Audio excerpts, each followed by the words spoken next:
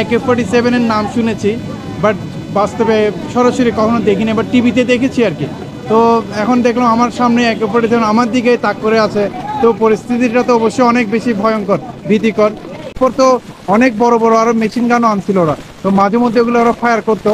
তো অনেক বড় বেশি আওয়াজ হতো, আমরা হঠাৎ করে কেউ ঘুমাচ্ছে ওই সময় ওরা টেস্ট করতেছিল। তো ভয় লাগতো আর কি, ওই সময় অনেক ভয় লাগতো। ফাঁকা ফায়ার করছিল, একটু ভীতিকর পরিস্থিতি সৃষ্টি করছিল আর কি। AK-47 এর নাম শুনেছি, বাট বাস্তবে সরাসরি কখনো দেখিনি, বাট টিভিতে দেখেছি আর কি। তো এখন দেখলাম আমার সামনে AK-47 আমার দিকেই তাক করে আছে। তো পরিস্থিতিটা তো অবশ্যই অনেক বেশি ভয়ঙ্কর, ভীতিকর।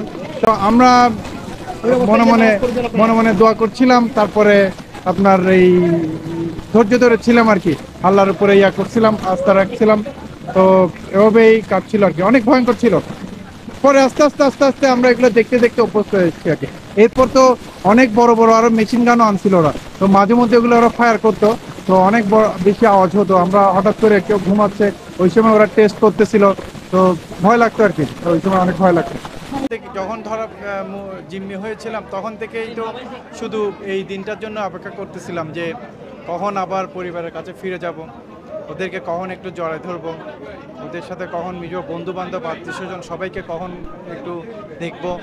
এই দিনটার এটা চিন্তা করে করেই তো ওই বিভীষিকার মুহূর্তগুলোকে মানে কাটানোর চেষ্টা করতাম আর কি। সো ফাইনালি আজকে সেই দিনটা আসছে, সেই দিনটাকে পেলাম, ওদেরকে কাছে পেয়েছি। তো অনেক বেশি খুশি আর কি। আমরা তো আসলে জলদস্যুদের কোনো ক্ষতি করিনি, আমরা ওদের এনিমি না। সো তাদের মূল লক্ষ্য আমাদের ক্ষতি করা না।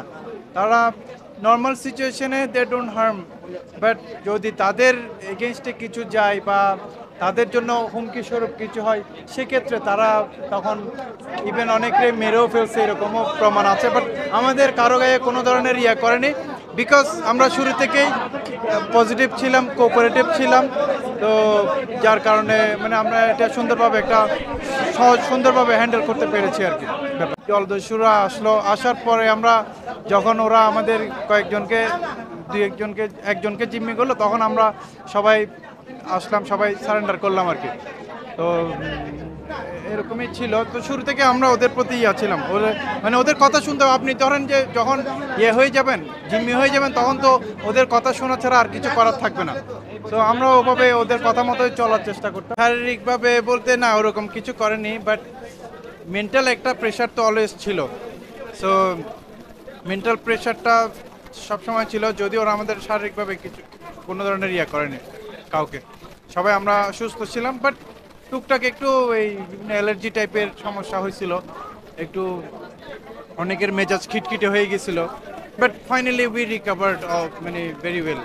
আমাদের ডক্টর গিয়েছিল কোম্পানি থেকে, তারপরে এছাড়া এই ইউরোপিয়ান ইউনিয়নের নেভাল শিপের ডক্টর এসে আমাদের হেলথ টেস্ট করছিল, হালকা পাতলা মেডিসিন দিয়েছিল। তো এখন আমরা রিকভার করি। ভাঙচুর কারণে ওরা একটু ওই যে আপনার এই ফাঁকা ফায়ার করছিল, একটু ভীতিকর পরিস্থিতি সৃষ্টি করছিল আর কি। যাতে ওদের মূল কাজ হচ্ছে আমাদেরকে ভয়ে রাখা, যাতে আমরা কোনো ধরনের ক্যাওয়াস না করি।